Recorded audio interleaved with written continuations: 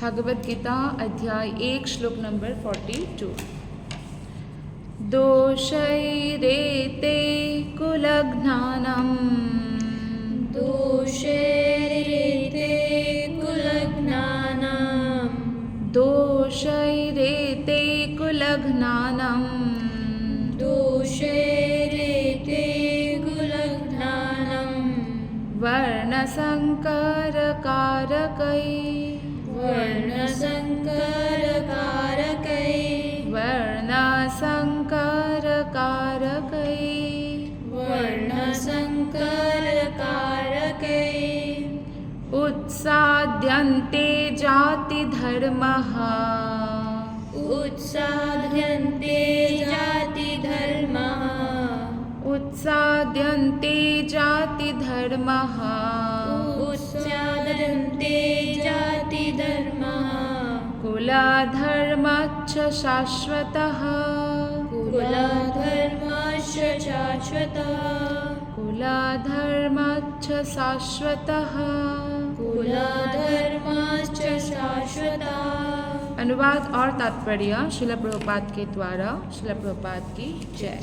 जो लोग कुल परंपरा को विनष्ट करते हैं और इस तरह अवांछित संतानों को जन्म देते हैं, उनके दुष्कर्मों से समस्त प्रकार की सामुदायिक योजनाएं तथा पारिवारिक कल्याण कार्य विनष्ट हो जाते हैं। तो यहाँ पे अर्जुन ये लॉजिक दे रहे हैं कि वो क्यों नहीं युद्ध करना चाहते, क्योंकि युद्ध में सारे लोग मारे जाएंगे और फिर जो कुल परंपरा है, कुल का जो नीति नियम है, वो बच्चों को बताने वाले कोई भी नहीं बचेंगे। और बताया गया है कि हम अगर युद्ध करते हैं तो हम कुल परंपरा को नष्ट करने वाला बनेंगे। क्यों? क्योंकि जो लोग कुल परंपरा को विनष्ट करते हैं और इस तरह से अवांछित संतानों को जन्म देते हैं, क्योंकि नियम बताने वाले नहीं होंगे, स्त्रियां प्रदूषित हो जाएंगी, है ना, और फिर उससे ऐसे बच्चा पैदा होगा जो नास्तिक होंगे, जो हमारे शास्त्रों के नीति नियमों को पालन नहीं करेंगे, संस्कार नहीं होगा जैसा। तो फिर इससे क्या होगा? पारिवारिक कल्याण कार्य विनष्ट हो जाएगा। किसी भी व्यक्ति का सबसे बड़ा कल्याण क्या हो सकता है कि वो आत्मा है और वो परमात्मा यानी भगवान श्री कृष्ण से जुड़ जाए। तो ये इससे बड़ा और कोई कल्याण का कार्य नहीं हो सकता है।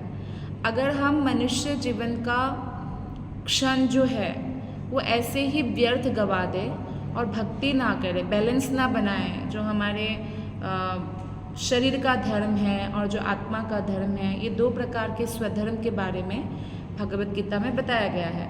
शरीर का स्वधर्म है जो हम पढ़ाई करते हैं, नौकरी करते हैं, परिवार का पालन पोषण करते हैं, वो शरीर का धर्म है। आत्मा का धर्म है भगवान हरि का नाम जप करना, भगवान को भोग लगा कर ही खाना और भगवान के सेवा में रत रहना, ये है आत्मा का। तो कोई अगर शरीर का धर्म तो पालन करे, बहुत अच्छे से पालन कर रहे हैं, मान लो कोई माता है, पिता है, बहुत सुंदर से उन्होंने उसका कर्तव्य पालन किया, लेकिन आत्मा का धर्म पालन नहीं करते हैं तो भी उनका पतन होता है।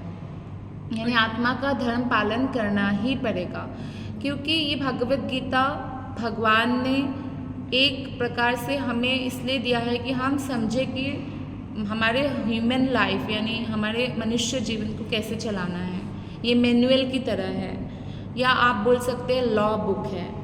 जैसे कोई अगर लॉ फॉलो नहीं करे तो भी ऐसा नहीं है कि उसको बंदी नहीं बनाया जाएगा कि मैं नहीं जानता, मैंने कभी पढ़ाई नहीं किया लॉ का, तो इसलिए आप मुझे माफ़ कर दो, मुझे नहीं जाना, जेल नहीं जाना पड़ेगा। तो भगवान की जो ये प्रकृति के नियम है, इससे कोई भी नहीं बच सकता। आप देखिए कलियुग में खासकर तमोगुनी और रजोगुनी लोगों की मात्रा बढ़ रही है। तमोगुनी वो होते हैं जो हमेशा चीज़ों को कल तक डालते हैं। ये कौन सा युग है? कलयुग। कलयुग तो कल करेंगे और वो कल कभी आता ही नहीं है ना।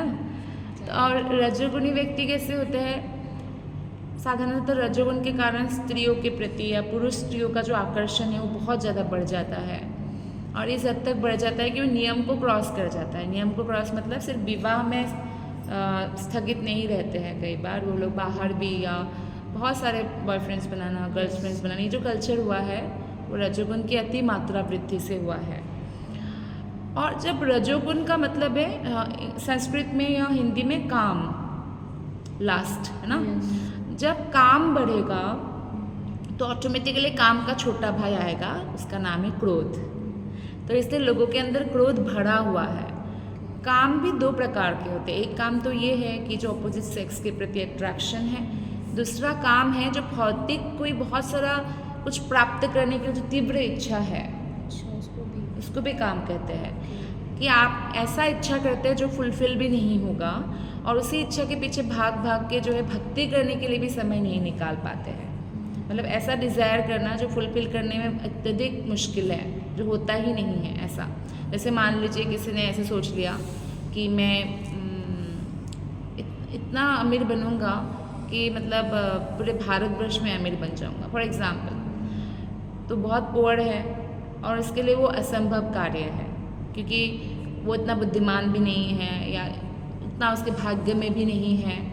तो उस केस में क्या होगा, वो दिन रात एक ही मेडिटेशन करेगा, पैसा पैसा पैसा, और पैसा पैसा करके वो पागल रहेगा और उससे डिप्रेशन आएगी, फ्रस्ट्रेशन आएगी, क्योंकि वो संतुष्ट होना कभी सीखा ही नहीं है। संतुष्ट होने का जो एक ट्रेनिंग है वो हमारे माइंड को देना बहुत ज़रूरी है। फॉर एग्जांपल, एक क्लास में एक बच्चा हमेशा टॉप आता है, लेकिन उसको एक बार वो सेकंड टॉपर बना, कितना डिप्रेशन हो रहा है उसको। लेकिन जो एक 10 नंबर तक भी नहीं आया पोजीशन में, उसको कोई चिंता नहीं है। एग्जाम्पल, क्यों ऐसा? क्योंकि उन्होंने अपने प्रति इतना ज़्यादा एक्सपेक्टेशन कर लिया और मेहनत भी किया।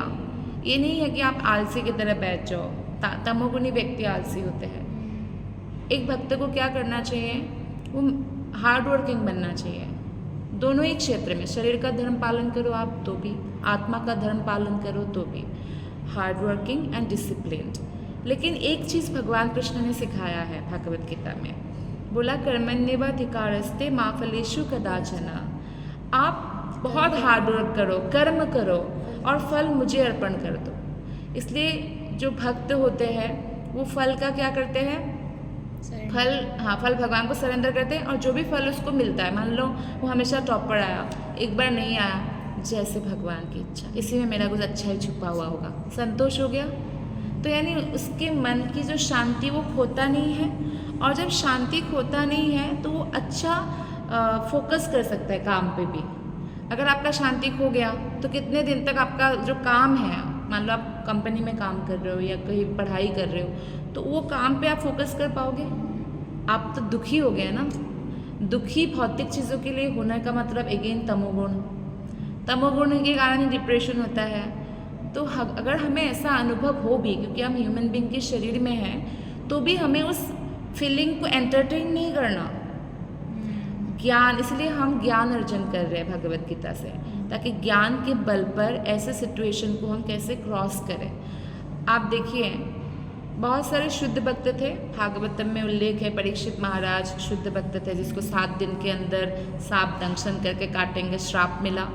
द्रौपदी शुद्ध भक्त थी, अर्जुन, पांडव सब शुद्ध भक्त थे, प्रहलाद महाराज कितने शुद्ध भक्त थे। क्या उनके जीवन में कठिनाई नहीं आई? ये भौतिक संसार है, इसमें कठिनाइयों से भरा हुआ है। आप अभी बहुत उम्र कम है, लेकिन अगर आप जब ऐसे कोई उम्र के वाले 60-70 वाले उम्र के किसी से पूछना कि आपके जीवन में कभी कोई कठिनाई आई, उन्होंने बहुत सारा, और आपने उसको कैसे ओवरकम किया, तो वो आपको बहुत सारा स्टोरीज बताएंगे। ऐसा कोई भी नहीं होगा कि उनके जीवन में कठिनाइयाँ नहीं आए, या वो बीमार नहीं पड़े, या कुछ लॉस नहीं हुआ, ऐसा नहीं होगा, राइट। तो इसलिए जब हमारे जीवन में कोई भी कठिनाइयाँ आए तो उसको कैसे फेस करना है, इसलिए ये भागवतम की जो कथाएं हैं उसमें भगवान दिखाते हैं कि उनके शुद्ध भक्तों ने उसको कैसे फेस किया। उनके शुद्ध भक्तों ने देखा परीक्षित महाराज ने क्या किया। जब उनको पता चला, श्रृंगी ऋषि ने, आपको मालूम है परीक्षित की कहानी, कथा मालूम है?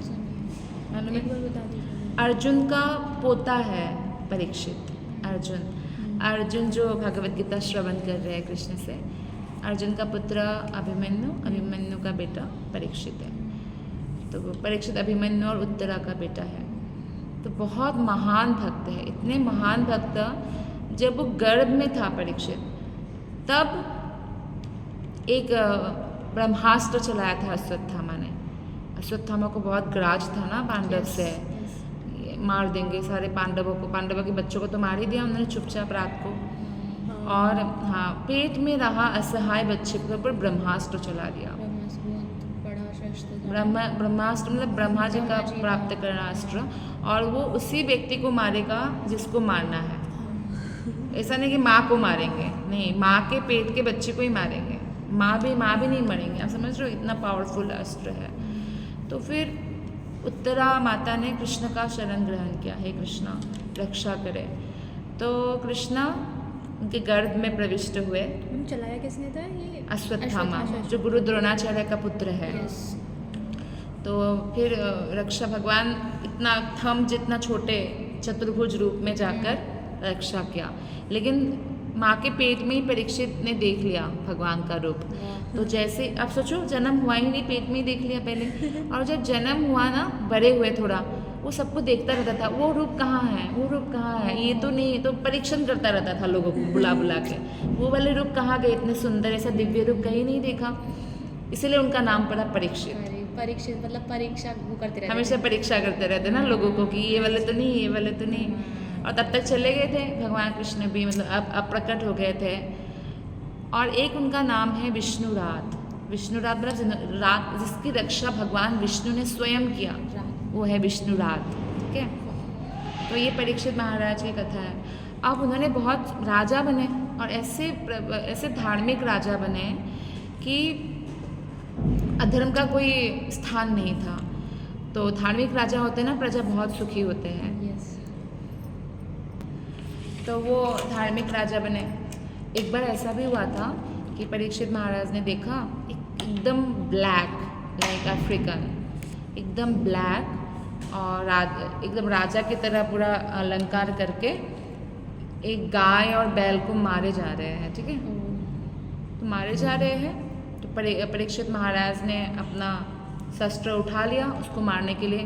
तो वो कलियुग था, कलियुग का आने का समय हो गया था। हर युग एक व्यक्ति की तरह आते हैं, तो समय हो गया।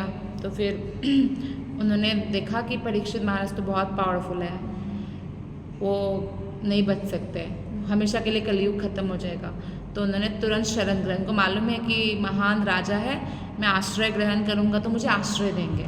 तो बोले, हे प्रभु, मैं तो कलियुग हूँ, मेरा तो आने का समय हो गया है, तो इसलिए मुझे, आप तो महान राजा हैं, मुझे कहीं आश्रय दीजिए आपके राज्य में। तो परीक्षित महाराज, देखो ऐसे जो भक्त होते हैं ना, बहुत पावरफुल राजा भी है, वो हृदय से बहुत दयालु होते हैं। कोई अगर शरणागत हो जाते हैं तो उनको आश्रय देते हैं, ये दया करते हैं। तो बोला ठीक है, 4 चीज़ में रहना। एक तो है मांसाहार जहाँ हो, शराब नशा जहाँ किया जाए, हाँ, जुआ जहाँ खेले, और वेश्यावृत्ति जहाँ हो, ये 4 जगह पे रहना। और सोने के अंदर भी। तो कलियुग ने बोला, अरे ये 4 जगह, चारों गंदी जगह है, और ये चारों चीज़ आपके राज्य में ही नहीं है, अरे तो मैं कहाँ रहूँगा। मैंने आपसे आश्रय मांगा, कुछ अच्छी जगह पे भी रहने के लिए मुझे आश्रय दे। तो फिर परीक्षित महाराज ने कहा ठीक है, जो अन्यायपूर्वक कमाया हुआ धन यानी स्वर्ण, पहले धन का मतलब ही स्वर्ण होता था, पहले स्वर्ण मुहर चलता था, स्वर्ण के मुहरे है ना, तो धन मतलब स्वर्ण, स्वर्ण मीन्स गोल्ड, सोना, गोल्ड। तो पहले तो गोल्ड की सिक्के सब होता था, उसी से करते थे। तो बोला ठीक है, अन्यायपूर्वक कमाया हुआ जो सोना है इसमें रह सकते हो। तो इसका तात्पर्य तो ये हुआ ना कि मतलब वो हाँ, किसी भी युग में कैसा भी पैसा हो, हाँ, मतलब गलत सोने ढंग से जो नहीं था। कमाते हैं, जैसे ब्लैक मनी था आजकल ब्लैक मनी हर जगह है। अच्छा, तो आज के टाइम पे वो सोना नहीं रहेगा? नहीं, तो सोना भी तो ब्लैक मनी से ही आता है ज़्यादातर। अच्छे माने से आप सोना जो खरीदते हैं, जैसे एक सुहागन को मंगलसूत्र धारण करना कंपलसरी होता है, तो ये सब जो है वो ठीक है, उसमें तो लक्ष्मी निवास करते हैं। लेकिन अगर कोई एक्सेस में सोना रखना भी लालच का कारण बनता है ना, तो ये सब कली का निवास स्थान बन जाता है। तो इस तरह से ठीक है, ये हो गया इंसिडेंट। में थोड़ा सा परीक्षित महाराज के बारे में इंट्रोडक्शन दे रही हूँ। एक बार क्या हो गया, भगवान की इच्छा से ही हुआ ये। देखो, अर्जुन के अंदर भगवान ने ये डाला कि मेरे परिवार वाले मैं कैसे मारूं, मैं नहीं युद्ध करूंगा। तो कृष्ण ने भगवत गीता सुनाया, तो हमें भगवत गीता मिला। अब पर ये भगवान परीक्षित के साथ भी करने वाले हैं। अब देखो परीक्षित महाराज मुक्त व्यक्ति, मुक्त पुरुष है तो राजा, मतलब उनको कोई भी चीज़ से वो नहीं है, अटैचमेंट आसक्ति नहीं है, और बहुत संस्कारी है। 3 गुणों से मुक्त। हाँ, 3 गुणों से मुक्त है वो।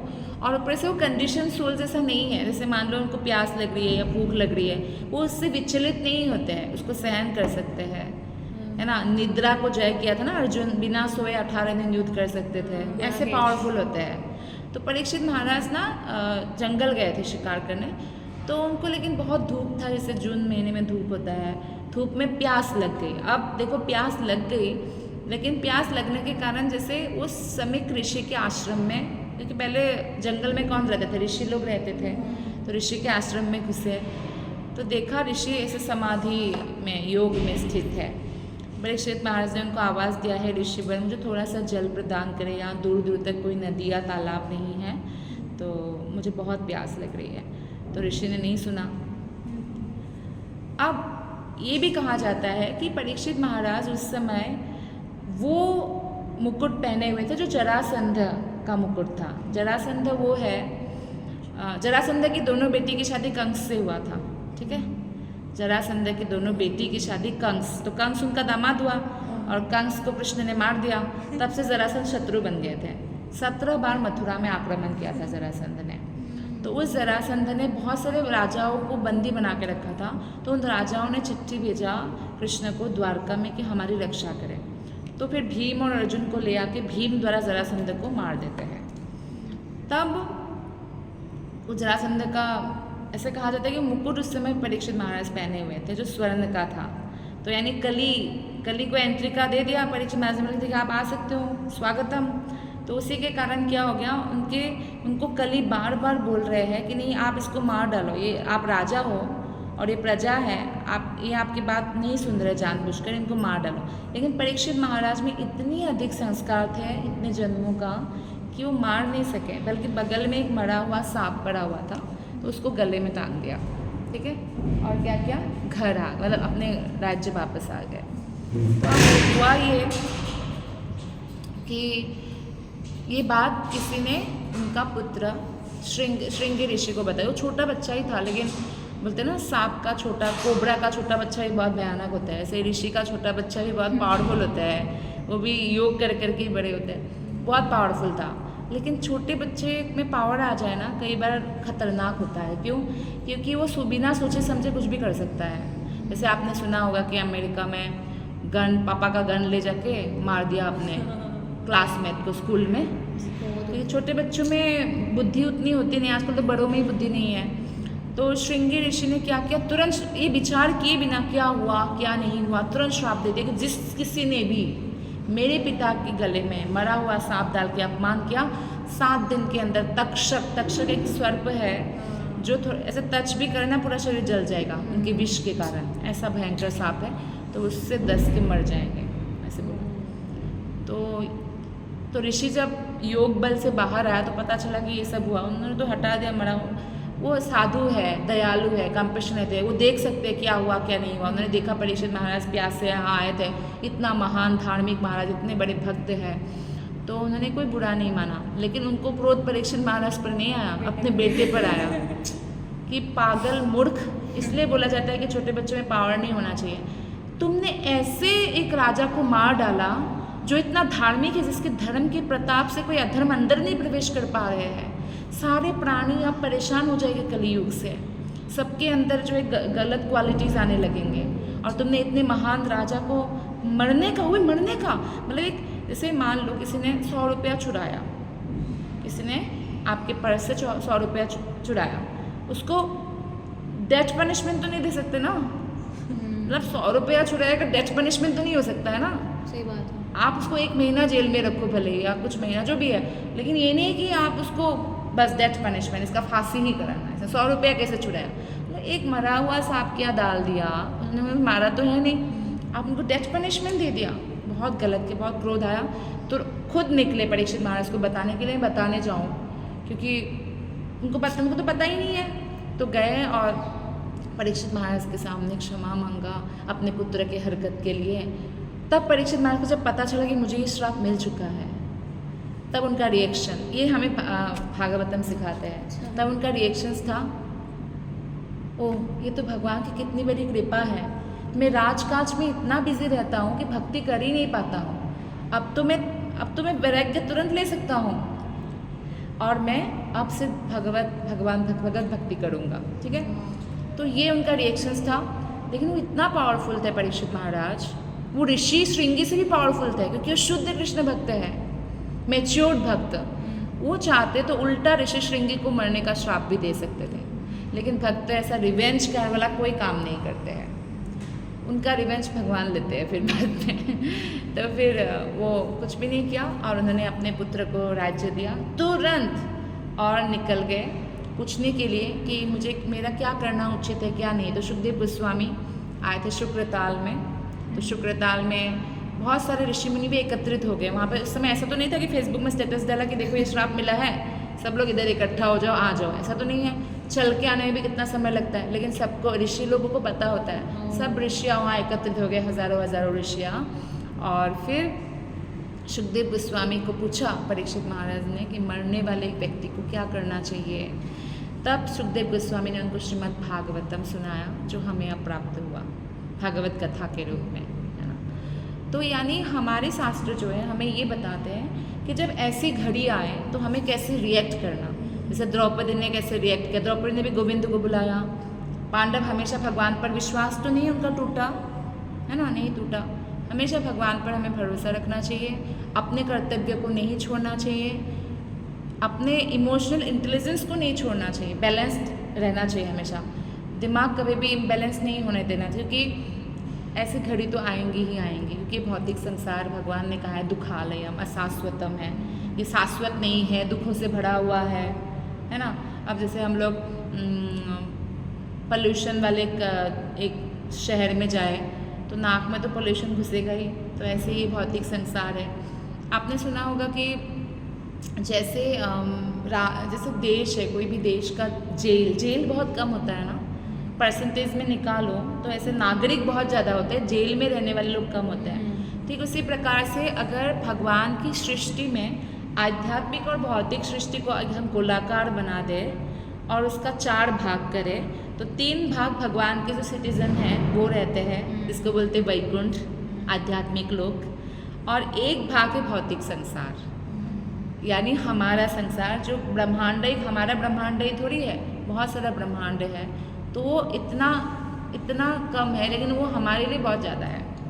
लेकिन आप देखो जेल में भी अच्छे व्यवहार करने वाले को जल्दी रिहा कर देते हैं, कि जो एकदम डिसिप्लिन रहते हैं, अच्छे व्यवहार करते हैं, ये लोगों को थोड़ा जल्दी रिहा कर देते हैं। ऐसे ही भगवान ने हमें भगवत गीता दिया है कि भौतिक संसार जो दुखों का, जैसे जेल तो कोई सुख का जगह नहीं है, दुख का है। अगर आपको नरक देखना है तो 3 जगह आप देख सकते हैं, एक है जेल, एक है हॉस्पिटल, और यस हॉस्पिटल में लोग तड़पते हैं ना, ऐसे ही जेल है, और एक जगह क्या हो सकता है जहाँ बहुत कष्ट है होता है, जो भी है, तो ये सब नरक जैसा ही है। तो इसलिए हमें क्या करना है, हमें मालूम है कि हमें दुख मिलेगा, लेकिन हम अगर कृष्ण भक्ति करते हैं, भगवत गीता के ज्ञान को जानते हैं, तो हमें फिर वो समय हमारा यूटिलाइज हो गया, फिर हमें बार बार जन्म नहीं लेना पड़ेगा और हम भगवत धाम वापस जा सकते हैं। अभी भागवत में ये भी बताया गया है 3rd कैंटो की 15 चैप्टर में, कि ब्रह्मा जी बोलते हैं कि ये बहुत बड़ा दुर्भाग्य है कि मनुष्य होने के आने के बाद भी लोगों को ये नहीं पता, उन्होंने कभी जिज्ञासा नहीं किया कि ऐसा कोई लोक है जहाँ कभी दुख ना हो, जहाँ कोई मरे ना, जो वृद्ध ना हो, ऐसा लोक है क्या? ऐसा वो लोग कभी भी वो नहीं करते, जिज्ञासा नहीं करते हैं, जो दुर्भाग्यवान लोग हैं। लेकिन जो भाग्यवान लोग हैं वो जिज्ञासा करते हैं, प्रयत्न करते हैं कि मैं पढ़ूँ, मैं जानूँ कहाँ है वो लोग, पता करूँ। क्योंकि अगर हम तो आत्मा ही हैं, हमें ऐसा मन क्यों करते हैं हम अमर हो जाए? क्योंकि हम अमर हैं, इसलिए हमें करता है कि ये शरीर ना मरे, ये शरीर हमें छोड़ना ना पड़े। क्योंकि वैकुंठ में, आध्यात्मिक लोक में किसी को शरीर नहीं छोड़ना पड़ता। हम ऐसा क्यों चाहते हैं कि हमेशा यंग रहे? क्योंकि आध्यात्मिक लोक में सब यंग रहते हैं, कोई वृद्ध नहीं होता। हम ऐसा चाहते हैं कि हम बीमार ना पड़े, क्योंकि आध्यात्मिक लोक में कोई बीमार नहीं पड़ता है, ठीक है। तो इस तरह से ये जो हमारा डिज़ायर है, तो इसलिए है डिज़ायर क्योंकि हम वैसा ही है। हम क्यों हमेशा सुख की चाहते हैं? हम भगवान से ये तो प्रार्थना नहीं करते भगवान मुझे दुख दो, क्यों नहीं? क्योंकि हम आत्मा है और आनंदमय है, आत्मा का नेचर है। तो इसलिए हम ऐसी जगह ढूंढते हैं कि जहाँ हमेशा हमें आनंद मिले। लेकिन भौतिक जगत में वो आनंद नहीं प्राप्त होगा। जैसे आपको मैं बोलूँ कि ये लो पत्थर बड़े बड़े 4-5, इससे तेल निकालो, आप नहीं निकाल पाओगे, क्योंकि पत्थर में तेल होता ही नहीं है। इस तरह से भौतिक जगत में तेल नहीं होता है, मतलब आनंद नहीं होता है। भौतिक जगत दुखालयम है, शास्त्र कहते हैं। उसमें जो थोड़ा थोड़ा सुख का अनुभव होता है वो एक प्रकार से, जैसे रेगिस्तान में आप जाते हो, रेगिस्तान मतलब आप डेजर्ट में, तो मिराज देखते हो ना, दूर में पानी पानी सा लगता है, वो ऐसा ही सुख का अनुभव है। मिराज जैसे हम देखें, हम रेगिस्तान में हैं, धूप में प्यास लगे, दूर देखते पानी है, सुकून फील होता है, लेकिन होता नहीं है। इसलिए व्यक्ति सोचता है, जब छोटे थे आप लोग, आपका भी बहुत सारा दुख था कि दूध पीना पड़ता है, ग्रीन सब्जी खाना पड़ता है, चॉकलेट नहीं मिलता, चिप्स नहीं मिलता, दुख है, ये सब बच्चों का दुख है।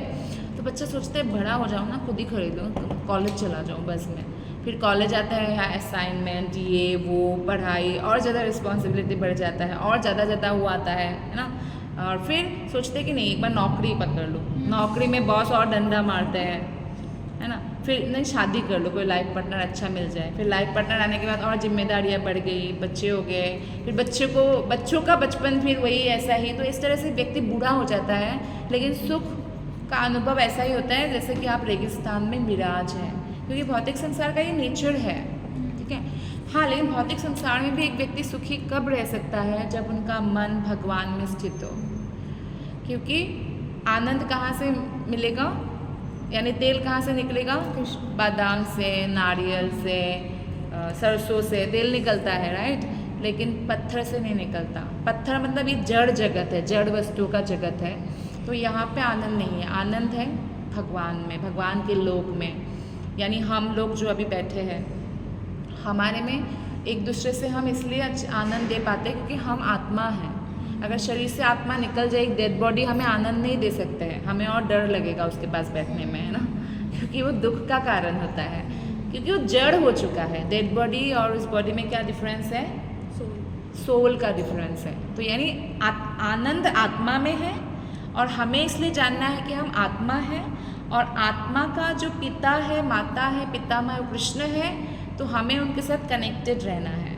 तब हम यहाँ रहकर भी निरंतर आनंदित रह सकते हैं, क्योंकि हमारे अंदर एक सेटिस्फेक्शन का भाव होगा, परम संतोष का भाव होगा, एक बिलोंगिंगनेस का, एक कनेक्शन का भाव होगा, जो ज़रूरी है, ठीक है। तो यहाँ पे यही बताया कि अगर परिवार में बच्चे अच्छे पैदा नहीं होंगे तो हमारा जो पारिवारिक जो परंपराएं हैं वो सब नष्ट हो जाएंगी, क्योंकि हमारे जो खासकर वैदिक संस्कृति है वो माता पिता लोग ही बच्चों को सिखाते हैं।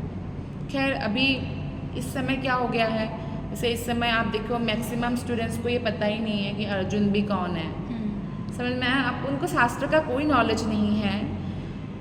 कितने लोगों को ये बेसिक नहीं पता है कि हमारा स्थूल शरीर पृथ्वी जल अग्नि वायु आकाश से बना है ना, नहीं पता। तो वो जब शादी करेंगे, उनके जब बच्चे होंगे, वो बच्चों को क्या सिखाएंगे? क्या वो कोई भी आध्यात्मिक ज्ञान दे पाएंगे? क्या वो बच्चे कैसे पैदा होंगे फिर? नास्तिक, क्योंकि वो कोई कनेक्शन ही नहीं होगा कि सोल क्या होता है भाई। जब तक है कैसे भी बाय हुक एंड क्रुक हमें सुख प्राप्त करना है, दूसरों के बारे में हम क्यों सोचें? हाँ, सब लोग अपना अपने बारे में सोचें। तो इस तरह से क्या होगा, समाज में अव्यवस्था फैल जाएगी। तो ये अर्जुन जो है एक पॉइंट दे रहे हैं कृष्ण। अब आपने बताया था वर्ण शंकरा वाला, वो पैदा होंगे फिर वर्ण संकर, यस, अनवांटेड अनवांटेड पॉपुलेशन पैदा होंगे जो समाज के लिए हानिकारक होंगे, जो रूल्स को तोड़ेंगे। जैसे अभी एक लेडी मुझे बोली थी एक बार कि मेरे तो ऐसे घर में शादी हुई है जहाँ हम सास ससुर में हस्बैंड मिल के ड्रिंक करते हैं। मतलब सच प्राउडली बोला कि मैं इतना बढ़िया मॉडर्न फैमिली में मेरी शादी हुई है ना, कूलनेस, या कूल, हम कूल है बहुत। तो ये हो गया आजकल का प्रमोशन, आप समझ रहे हो? वेस्टर्न कल्चर, हाँ, वेस्टर्न कल्चर में जाना मतलब प्रमोशन हो गया, है ना, रिवीलिंग क्लोथ्स पहनना प्रमोशन हो गया। ये सब हमारे मतलब हमारे इंडियन संस्कार से एकदम अलग है, और उसको वो लोग बोल रहे हैं कि प्रमोशन हो रहा है, हम बहुत उन्नति कर रहे हैं। हम लोग अगर ड्रिंक कर रहे हैं, अगर जुआ, आप कभी कैसीनो गए हो? कैसीनो तो ऐसे भी पूछेंगे, मतलब वो लोग पूछेंगे कि कैसीनो, अच्छा आप कैसीनो नहीं जानते, अच्छा आप ये नहीं करते, अच्छा आप नो, इस तरह की बातें होने लगी है अब। वो ये फील कराते हैं हम लोगों को कि हम कितने अभी बहुत छोटे हैं, वो कितने बड़े हो गए। आप बहुत अभी हम backward ट्रेंड के हो। साथ नहीं चल रहे ना, बैकवर्ड ट्रेंड के हमारा साथ कोई नहीं value चल नहीं। रहे हो, वैल्यू नहीं है। जैसे बहुत सारा बॉयफ्रेंड बनाना, गर्लफ्रेंड बनाना, वो ट्रेंड हो गया है। अगर आपका एक भी नहीं है तो you are not in the trend. तो ये बोलते हैं कि लेकिन आप पवित्र रह रहे हो इससे, वो आपको ये बोल रहे हैं कि आप बैकवर्ड हो, हम फॉरवर्ड है। तो उल्टा, आप ऑर्थोडॉक्स हो, आप कंजर्वेटिव हो, हम बड़े अच्छे हैं। तो ये जो एक क्या बोलते हैं कंसेप्शंस पैदा हो गया है, क्योंकि हम शास्त्र के करीब नहीं हैं। आप देखो, हम जब वैदिक संस्कृति के करीब रहते तो वो क्या कहते हैं कि आप अपने शरीर की पवित्रता रक्षा करो, है ना, मन की पवित्रता रक्षा करो, आप आत्मा के लिए हरिनाम का जप करो, कभी भी शराब, जुआ और मांसाहार और अवैध यौन संबंध ना करो। ये कितना सुंदर डिसिप्लिन है जिससे कोई भी पीसफुल रह सकता है, लेकिन वो इसका अब उल्टा हो गया है। अब आइए देखते हैं कि अर्जुन नेक्स्ट क्या लॉजिक देते हैं कृष्ण को 43 श्लोक में। उत्सन्नाकुलधर्माणम्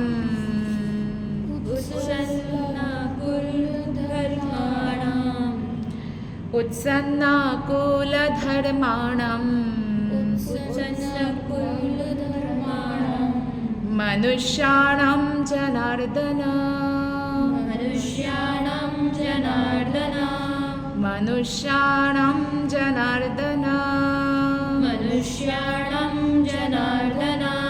नरके नियतं वासो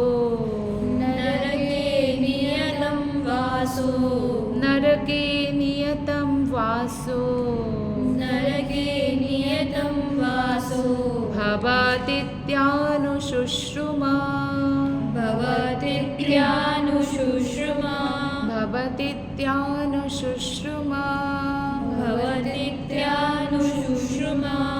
हे प्रजापालक कृष्ण, अर्जुन कहते हैं, मैंने गुरु परंपरा से सुना है कि जो लोग कुल धर्म का विनाश करते हैं वे सदैव नरक में वास करते हैं। जो अर्जुन है ना, अर्जुन बहुत विशेष है, क्योंकि वो कभी भी कोई भी इंट्रोडक्शन देते हैं, मैं उनका पुत्र, मैं उनका पुत्र। अर्जुन हमेशा इंट्रोडक्शन देते हैं, मैं द्रोण शिष्य अर्जुन। वो अपने गुरु को बहुत इम्पोर्टेंस देते हैं, और यही विधि है शास्त्र में।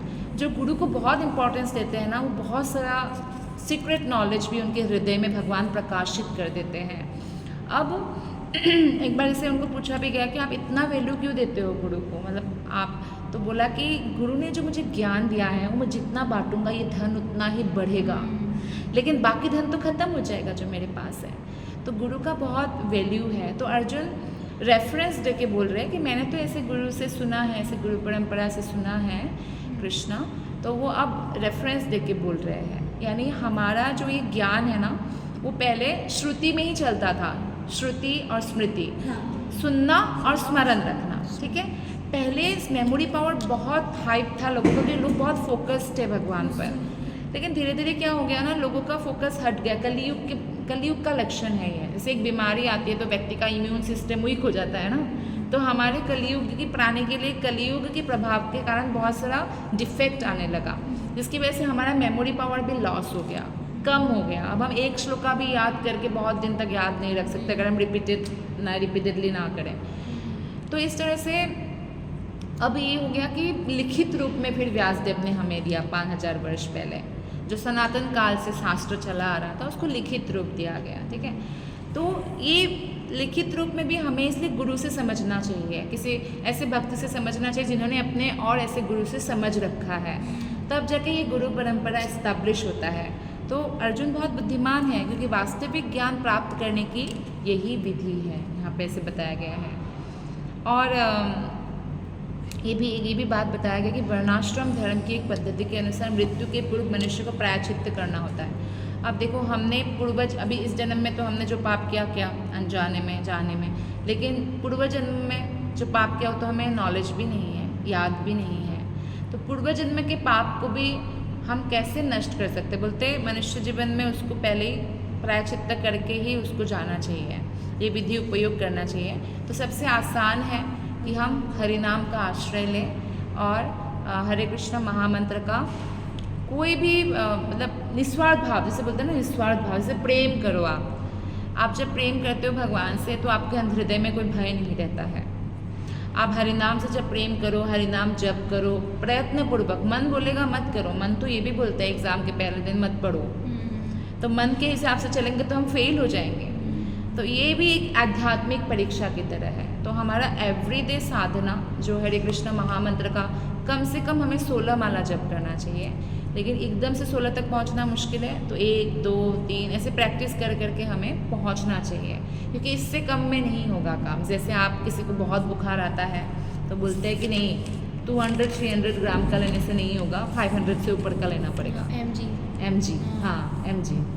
तो इस तरह से हाँ, हमें अभी कलयुग में है और कलयुग में कितना ज़्यादा प्रदूषण है। हर समय आपको लोग कुछ अलग ही इंस्पिरेशन देंगे, भक्ति करने की इंस्पिरेशन नहीं देंगे, डिस्करेज करेंगे, मत करो भक्ति ये वो। तो इसलिए आपको 16 माला कम से कम करना ही पड़ेगा। तब आपका जो रियलाइजेशन होगा, तब जो आपका मेंटल स्टेबिलिटी होगी वो डिफरेंट होगा, और उसको भी कैसे ध्यानपूर्वक करने का प्रयत्न करना चाहिए। लेकिन इसका अर्थ ये नहीं कि आप ध्यानपूर्वक नहीं कर पा रहे हो तो मैं एक भी नहीं करूँगा, नॉट लाइक दैट।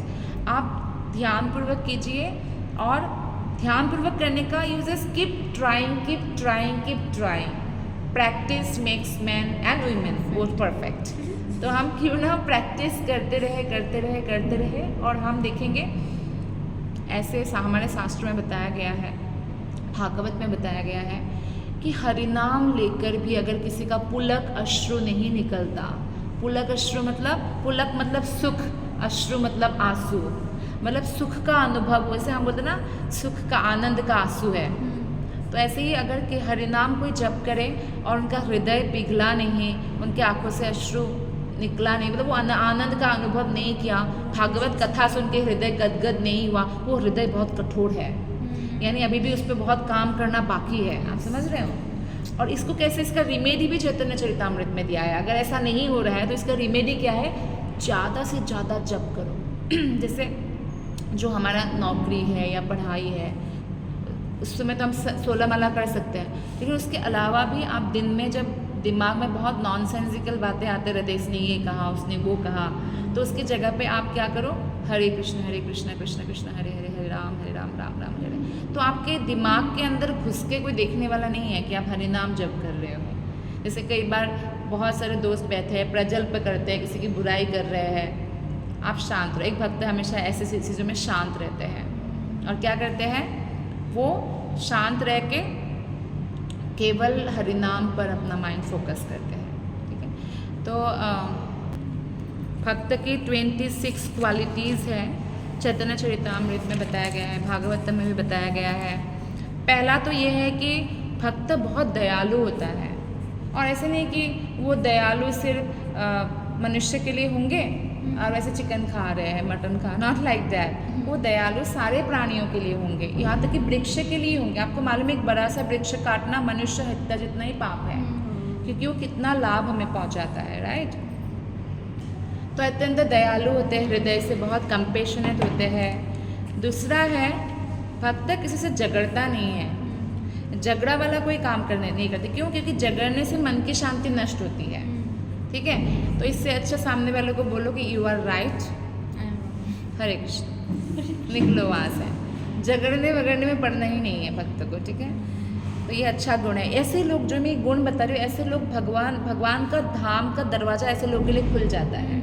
जो अपने अंदर विनम्रता का अनुभव करते हैं ना, ऐसे लोगों को भगवान गले लगाते हैं। तो थर्ड क्वालिटी है कि वो कृष्ण भावनामृत को जीवन का सर्वोच्च लक्ष्य स्वीकार करता है। वो जानता है कि मैं आत्मा हूँ, कुछ आत्मा का धर्म है, कुछ शरीर का धर्म है। आत्मा शाश्वत है, शरीर मरने वाला है। इसमें जो भी है ये शरीर के साथ ख़त्म हो जाएगा ना, मैं 1 रुपया भी लेके जा सकता हूँ। तो क्या करते हैं कि भगवान कृष्ण की भक्ति ही मेरा जीवन का परम चरम लक्ष्य है, इसको कभी नहीं भूलते। तो ये एक भक्त का लक्षण है। नेक्स्ट है वो सबों पर संभाव रखता है। संभाव मतलब सबके अंदर भगवान है, इस बात को वो जानते हैं, तो इस तरह से वो भावना रखते हैं सबके ऊपर। उसके चरित्र में दोष नहीं निकाला जा सकता, यानी चरित्र बहुत पवित्र होता है, आदर्शवान होता है चरित्र, ऐसे होते हैं भक्त। वो उदार मृदु मतलब हमेशा मधुर बोलते हैं, दूसरों को उकसाने वाला, प्रोवोकिंग करने वाला काम नहीं करते हैं, दूसरों को उत्तेजना नहीं देते हैं। भागवत गीता में बताया गया है कि वाणी की तपस्या क्या है, कि आप हमेशा मधुर बोलो, ठीक है। हाँ, लेकिन ऐसा नहीं है कि कई बार आपको ऐसे अर्जुन बोल रहे मैं युद्ध ही नहीं करूँगा, नहीं, कई बार अगर आपके साथ कोई बदतमीज़ी कर रहे हैं, जैसे कि गर्ल्स के साथ खासकर, तो उनको जोर से बोलना पड़ता है, नहीं तो सामने वाला हो सकता है और ज़्यादा परेशान करे, वो बात अलग है। अदरवाइज़ हमेशा सभी के साथ हमें मधुर रहना चाहिए। और सदैव भीतर बाहर से स्वच्छ रहना। बाहर से स्वच्छ रहने का मतलब रोज़ नहाना, साफ कपड़े पहनना, और भीतर से स्वच्छ रहना मतलब मन को स्वच्छ रखना, साफ रखना, बुरे विचारों को एंटरटेन नहीं करना, कृष्ण के नाम जप करना, इससे मन शुद्ध रहता है। वो इस जगत में किसी वस्तु का दावा नहीं करता कि मैं इसका मालिक हूँ, उसके पास गाड़ी है, घर है, बंगलो है, सोना है, जो भी है, वो बोलते हैं ये तो कृष्ण का है, सब भगवान का है, ये मैंने डिग्री हासिल की, ये भी भगवान का है, सब मैं भी भगवान का संपत्ति हूँ, है ना। ये जो शरीर दिया ये भी भगवान ने दिया। गोपियाँ अपने शरीर को क्यों श्रृंगार करती थी मालूम है? कि ये कृष्ण की संपत्ति है, इसलिए। कोई ऐसे भाव से करे तो कृष्ण उनको क्यों ना प्यार करे, राइट, कि ये सब कुछ कृष्ण का है, लाइक दैट। और वो सारे जीवों का उपकारी होता है, जैसे मैंने बताया, सबका उपकार करते हैं। ऐसे लोग अपने घर में कुत्ता पाल के बस उसी को खिला रहे हैं, भक्त ऐसे नहीं, भक्त कृष्ण प्रसाद सड़क के कुत्ते को भी दे रहे हैं, बंदर को भी दे रहे हैं, चींटी को, हाथी, जिसको भी वो खिला सकते हैं, गरीब को भी दे रहे हैं। कहने का मतलब है कि वो उपकार करते हैं, किसी का नुकसान नहीं करते हैं। वो शांत रहता है, मतलब शांत रहने का मतलब है कि वो हमेशा फोकस्ड रहता है और बाकी चीज़ों में अपना दिमाग नहीं खर्च करता। वो पूर्णतः भगवान के प्रति समर्पित होता है, सरेंडर, फुल सरेंडर, जो भगवान ने भगवत गीता में कहा है ना, 18वें अध्याय, लास्ट अध्याय में, सर्वधर्मान परित्यज्य मामेकम शरणम व्रज हम त्वाम सर्व पापेभ्यो मोक्षयिष्यामि मा शुचः। सब धर्म का परित्याग करो, मेरे शरण में आओ, मैं तुम्हारा सारा पाप का जो कर्म का फल है ना वो नष्ट कर दूंगा, डरो मत, मैं गारंटी लेता हूँ, ऐसे बोलते हैं कृष्णा। अब देखो, साधारण व्यक्ति गारंटी लेते हैं तो हम मान लेते हैं, और फिर गारंटी पीरियड में उनका प्रोडक्ट काम भी नहीं करता। साधारण व्यक्ति सॉरी बोलते हैं तो हम मान लेते हैं, चलो सॉरी बोलते हैं, पर वो फिर सॉरी को तोड़ता है। लेकिन कृष्ण ने गारंटी दिया है, तो आप सोचो ये टूट सकता है? नहीं टूट सकता। वो निष्काम होता है, ऐसा नहीं कि भगवान की भक्ति इसलिए करूँगा या इसलिए करूँगी क्योंकि मुझे ये प्राप्त हो, ये प्राप्त हो, नहीं, वो बस निष्काम भाव से भगवान से प्रेम करते हैं। जैसे एक रिलेशनशिप होता है ना माता का बच्चों से, वो कुछ एक्सपेक्ट नहीं करती है, प्रेम करती है ना, या कोई पति पत्नी हो या जो भी है, फ्रेंड्स हो, तो निष्काम भावना रखना चाहिए सभी रिलेशनशिप में। तो भगवान के प्रति निष्काम भक्ति करते हैं। वो बहुत ज़्यादा धन्यता, यानी अपने आप को ऐसे सोचते हैं कि मैं तो भगवान का एक तुच्छ सेवक हूँ, ऐसे भावना। बहुत विनम्र होते हैं और हमेशा भक्ति में स्थित रहता है। साथ ही साथ उसने इंद्रियों के कार्यकलापों को जीत लिया होता है। जैसे आपको मैंने एग्जाम्पल दिया, कल एग्ज़ाम में पढ़ने का मन नहीं कर रहा है, फिर भी आप पढ़ रहे हो, लेकिन आप, इसका मतलब आपने मन पर विजय प्राप्त कर लिया। इसी तरह से आपका माला करने का मन नहीं करेगा, भगवत गीता पढ़ने का मन नहीं करेगा, कैसे करेगा? क्योंकि कई जन्म से हम कर नहीं रहे थे ना। अब मन को हम जब ट्रेनिंग देने लगेंगे, आप देखिएगा, आप 1 महीना ऐसा करके देखिए ज़बरदस्ती, तो आप देखना आपका मन करने लगेगा, थोड़ा भगवत गीता उठा लो। और भगवत गीता तो ऐसा बुक है, आपको कभी प्रॉब्लम हो, डिप्रेशन हो, फ्रस्ट्रेशन हो, कोई भी पेज उठा के आप पढ़ने लग जाओ, आपको वहाँ पे आंसर मिल जाएगा। भगवान हेल्प करते हैं ना, ऐसा सब लोगों का एक्सपीरियंस है। और शरीर निर्वाह के लिए अधिक भोजन नहीं करता, ये आप लोगों के लिए बहुत इंपॉर्टेंट है, क्योंकि गर्ल्स सर बहुत फिटनेस कॉन्शियस है। उतना ही खाओ जितना शरीर को ज़रूरत है, यानी आपको अत्याहार नहीं करना, ज़रूरत से ज़्यादा नहीं खाना और ना ही कम खाना है। आपको उतना ही खाना जिससे आपका बॉडी फिट रहे, बीमार ना हो और आप एक जो है एनर्जेटिक रहो, ठीक है। तो अधिक भोजन नहीं करता, और अधिक भोजन करने से आप देखना बहुत नींद आती रहती है, वो आलस से आता रहता है। तो हम आपको पता चल जाता है ना, जब आप खाते हो ना, एक पहला दकार आता है ना, इसका मतलब हो गया लेकिन ऐसा लगता है ना आपको कि पेट नहीं भरा, क्योंकि कुछ लोग बहुत जल्दी खाते हैं। अब 5 मिनट में आप खाना खत्म करोगे तो आपको लगा अभी भूख है, लेकिन अगर आप धीरे खाओगे 20 मिनट तक, आप देखना पेट भर जाता है, उतना ही खाने में भर जाता है, क्योंकि दिमाग तक वो आने में थोड़ा समय लगता है, 20 मिनट करीब। तो यानी आपको उतना खाना चाहिए जितना आपको ज़रूरत है। और भौतिक पहचान के पीछे पागल नहीं होता कि मैं कुछ आइडेंटिटी, अपना आइडेंटिटी बनाओ, उसके लिए पागल हो जाओ, नहीं, वो आइडेंटिटी अपने आप आएगा। भक्त के पीछे अपने आप सब कुछ आ जाता है। आप देखो, लोग बोलते हैं नहीं, कृष्ण भक्ति करने से भगवान सब कुछ छीन लेते हैं। अच्छा, फिर प्रहलाद महाराज को पूरे पृथ्वी का राजा बनाया, ध्रुव महाराज को पूरे पृथ्वी का राजा बनाया, युधिष्ठिर महाराज को राजा बनाया, परीक्षित को बनाया, अम्बरीश महाराज को बनाया, कितने सारे भगवान ने तो उनको ऐश्वर्यशाली बना दिया। तो पीछे पीछे सब आता है, आपका आइडेंटिटी अपने आप आएगा। आप नहीं चाहोगे ना, अर्जुन नहीं चाहता था, नहीं मुझे मैं तो भिक्षा मांग के खा लूँगा, मैं साधु बन जाऊँगा, मुझे नहीं राज्य चाहिए, नहीं दूंगा। मैं सबको मार चुका हूँ, दिखा दिया विराट रूप में, देखो मैं सबको मार चुका हूँ, तुम्हें बस माध्यम बनना है। निमित्त मात्र भव सव्यसाची है, सव्यसाची अर्जुन, निमित्त बनो, निमित्त, मैं सब कर चुका हूँ। ऐसे ही हम जो भी करते हैं एक्चुअली भगवान हमारे लिए करके रखते हैं। हम कौन होते हैं करने वाले, है ना, बोलते ना, करते हो तुम कन्हैया मेरा नाम हो रहा है, तो वही बात है। तो ये वाला था कि वो भौतिक पहचान के पीछे पागल नहीं रहता, वो अन्य को आदर देता है, क्या करते हैं, सबको रिस्पेक्ट देता है, लेकिन दूसरों से रिस्पेक्ट का एक्सपेक्ट नहीं करते हैं। आप पता है कब दुखी होते हो, सब दूसरों से आप रिस्पेक्ट का एक्सपेक्ट करते हो, एक्सपेक्टेशन ज़ीरो उनका, लेकिन सबको रिस्पेक्ट देंगे, ठीक है। तो वो सबको, उसको बोलते हैं अमानिना, मान देना, खुद अमानी, खुद सम्मान की कोई आशा नहीं। ऐसे व्यक्ति सफल नहीं होंगे तो कौन होंगे, परेशानी नहीं हो सकता क्योंकि उसको रिस्पेक्ट की कोई भूख ही नहीं है, लेकिन वो सबको, लेकिन ऐसे व्यक्ति को लोग रिस्पेक्ट करते हैं क्योंकि उनका नेचर देखकर जो है लोगों को अच्छा लगता है। और अत्यंत गंभीर और सौहार्दपूर्ण मीन्स वो ना ऐसे भी भक्त ऐसे होते हैं कि वो हमेशा लर्निंग स्टेज पे रहते हैं, वो ऐसे नहीं बोलते आई नो एवरीथिंग एटीट्यूड, तो हमेशा लर्निंग करते रहते हैं। इसकी वजह से वो बहुत सारी चीज़ों में पारंगत होते हैं। आप अर्जुन को ही देख लो, अर्जुन को तो वो भी सिखाया द्रोणाचार्य ने जो अपने पुत्र को नहीं सिखाया, क्योंकि he was more capable than Ashwatthama, इसलिए पारंगत मतलब एक्सपर्ट होते हैं चीज़ों में। वो अत्यंत गंभीर वाला क्या पॉइंट, गंभीर में सीरियस सिंसियर, जैसे आप लोग अभी सिंसियरली भगवत गीता श्रवण कर रहे हो, तो इसको बोलते गंभीर होना, सीरियसनेस के साथ पढ़ाई करना, जप करना, और साथ ही साथ जो है अगर कोई व्यर्थ चर्चा हो रहा है, जैसे कोई ना बेकार की बातें कर रहे हैं, नॉनसेंसिकल, कोई प्रजल्प कर रहे हैं, कोई ऐसे बातें कर, प्रजल्प मीन्स यू नो बुराई करना, निंदा करना या खराब बातें करना, तो उस समय क्या करता है वो मौन रहता है, चुप, उसमें कोई पार्टिसिपेशन नहीं, या उस जगह कोई परित्याग के कुछ ना कुछ बहाने से वहाँ से चले जाएंगे, लेकिन इन सब बेकार की बातों में अपना समय नष्ट नहीं करेंगे। उनका एक एक मिनट बहुत इम्पॉर्टेंट है।